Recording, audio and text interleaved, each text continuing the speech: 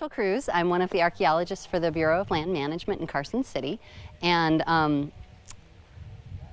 here to talk about the Site Stewardship Program and all the ways that it is absolutely wonderful. I think it's wonderful for the stewards because these are people who are typically already out enjoying public lands, enjoying archaeology and history, and they'd like to find a way to have a more formal interaction with that and let the people who care and who can take some action know if things are happening at archaeological and historic sites that they think shouldn't be happening or that are damaging those sites. What it does for us as archaeologists is it allows us to have hundreds of eyes and ears when normally we would just have our own. And a big part of our jobs working for the federal government or people who work for state agencies is doing compliance.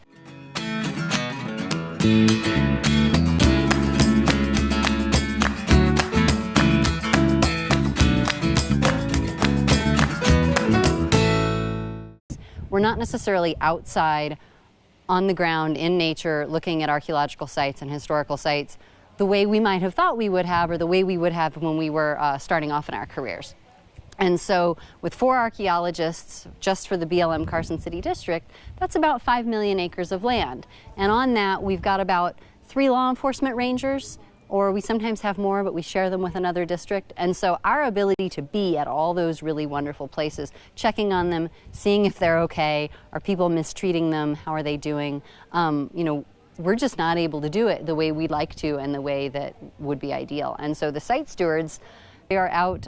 looking at all the sites and letting us know if there are problems. And when Alicia and I both have come on, working at BLM, I did my graduate work in Ohio, and she did a lot of her work in Alabama, Florida, Mesoamerica, working on Maya sites. We didn't necessarily have the local knowledge that Jeff has and that other regional site stewards have. And so they've been able to educate us and increase our knowledge, which has been incredibly valuable. And between the stewards and the archaeologists, we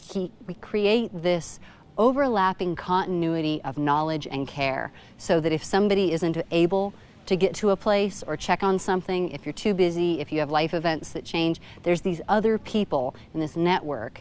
to pay attention to and care for these important places so that it doesn't succeed or fail on one person.